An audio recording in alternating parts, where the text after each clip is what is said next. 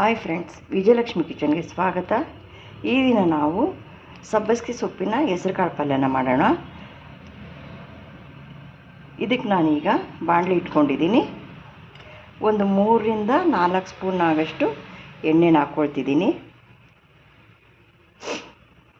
ಇದಕ್ಕೆ ಸ್ವಲ್ಪ ಸಾಸಿವೆ,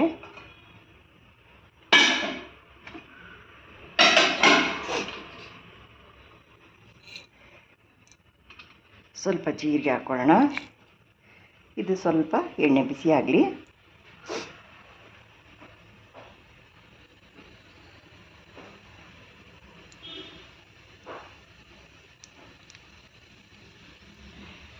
ನಂತರ ಇದಕ್ಕೆ ಒಂದು ದೊಡ್ಡ ಈರುಳ್ಳಿನ ಕಟ್ ಮಾಡ್ಕೊಂಡಿದ್ದೀನಿ. ಅದನ್ನು ನಾನು ಇದಕ್ಕೆ ಹಾಕ್ತಾಯಿದ್ದೀನಿ.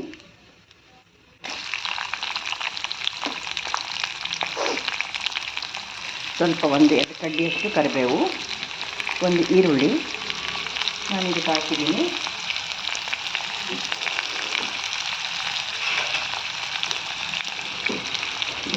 ಸ್ವಲ್ಪ ಈರುಳ್ಳಿ ಬಿಸಿ ಆಗಲಿ.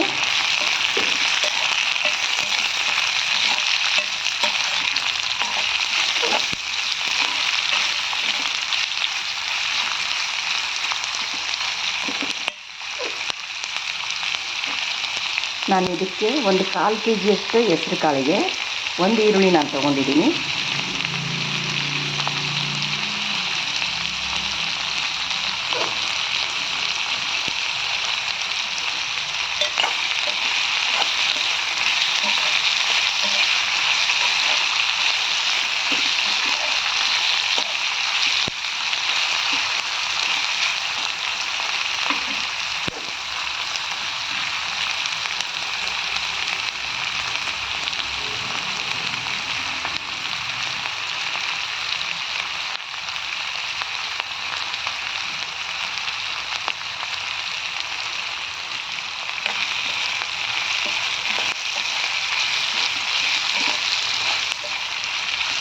ಇದಕ್ಕೆ ಸ್ವಲ್ಪ ನೆನಪು ಹಾಕ್ಕೊಳ್ತಿದ್ದೀನಿ.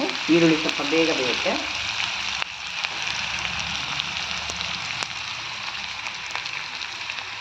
ಈರುಳ್ಳಿ ಉಪ್ಪನ್ನ ಸ್ವಲ್ಪ ನೋಡ್ಕೊಂಡು ಹಾಕ್ಕೊಳ್ಳಿ.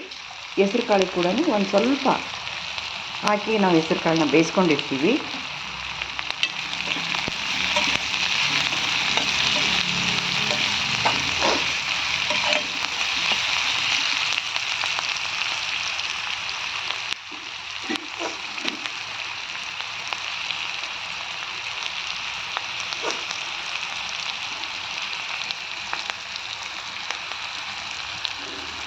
ಈಗ ಇದಕ್ಕೆ ನಾನು 8 ಹಸಿಮೆಣಸಿನ್ಕಾಯಿ, ಒಂದು ಬೆಳ್ಳುಳ್ಳಿನ ತರಿಯಾಗಿ ನಾನು ರುಬ್ಕೊಂಡಿದ್ದೀನಿ. ಇದನ್ನು ನಾವೀಗ ಹಾಕೋಣ. ಇದಕ್ಕೆ ನೋಡಿ ಫ್ರೆಂಡ್ಸ್, ಇದು ಹಸಿಮೆಣಸಿನ್ಕಾಯಿ ಮತ್ತು ನಾನು ಬೆಳ್ಳುಳ್ಳಿನ ತರಿಯಾಗಿ ರುಬ್ಕೊಂಡು ಹಾಕಿದ್ದೆ. ನಾನು ಇದಕ್ಕೆ ಇದು ಇಷ್ಟ ಆಗಿದೆ.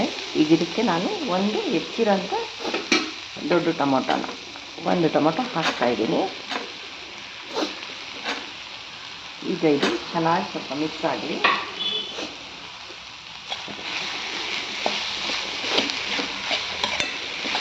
ಸ್ವಲ್ಪ ಮೆತ್ತಗಾಗಬೇಕಿದೆ.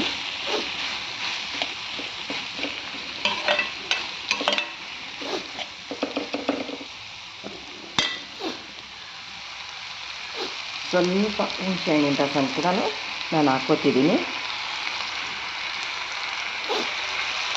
ಅದು ತಳನೂ ಹಿಡಿಯಲ್ಲ. ಸ್ವಲ್ಪ ಹುಣಸೆಹಣ್ಣಿನ ರಸ ಹಾಕಿದ್ಮೇಲೆ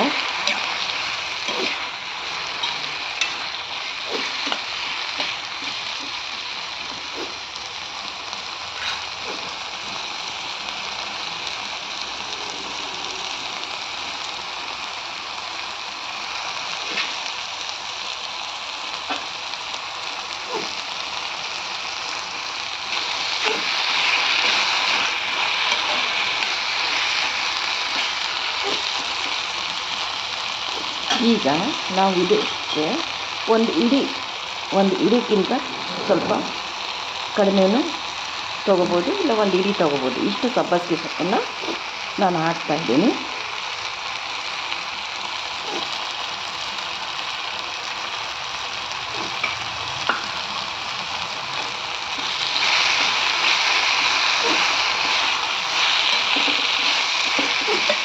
ಇದು ಒಂದು 10 ನಿಮಿಷ ಸ್ವಲ್ಪ ನೀರು ಹಾಕಿದ್ದಕ್ಕೆ ಒಂದು 10 ನಿಮಿಷ ಚೆನ್ನಾಗಿ ಸಬ್ಬಸಿಗೆ ಸೊಪ್ಪು ಸ್ವಲ್ಪ ಮೆತ್ತಗಾಗಿ ಸ್ವಲ್ಪ ನೀರು ಹಾಕಿದ್ದೀನಿ.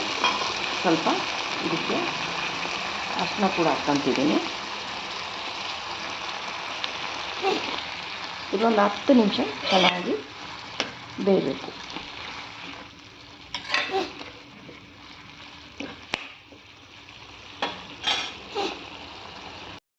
ಹಲೋ ಫ್ರೆಂಡ್ಸ್, ನೋಡಿ ಈಗ ಇದು ಕುದೀತಾ ಇದೆ.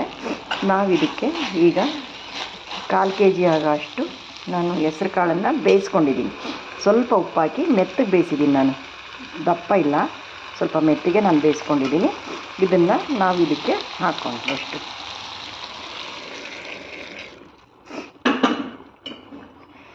ಮೇಲೆ ಒಂದು ಸ್ವಲ್ಪ ಕೊತ್ತಂಬರಿ ಹಾಕೋಣ. ರುಚಿಗೆ ನೋಡಿಕೊಂಡು ಉಪ್ಪಾಕಿ. 2 ಸರಿ ಆಲ್ರೆಡಿ ಉಪ್ಪಾಕಿದೆ.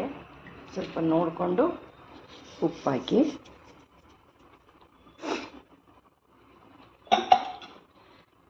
ಸ್ವಲ್ಪ ಅರಿಶಿನ ಆಲ್ರೆಡಿ ನಾನು ಹಾಕಿದ್ದೀನಿ. ಇದನ್ನು ಸ್ವಲ್ಪ ಹಾಕ್ಕೊಳ್ಳಿ. ಇದನ್ನು ಚೆನ್ನಾಗಿ ಮಿಕ್ಸ್ ಮಾಡಬೇಕು. ಇದನ್ನು ಚೆನ್ನಾಗಿ ಸೊಪ್ಪು, ಈರುಳ್ಳಿ, ಟೊಮೆಟೊ ಎಲ್ಲ ಚೆನ್ನಾಗಿ ಮಿಕ್ಸ್ ಆಗಬೇಕು. ಚೆನ್ನಾಗಿ ಮಿಕ್ಸ್ ಮಾಡಿಕೊಟ್ಟು ಇದಕ್ಕೆ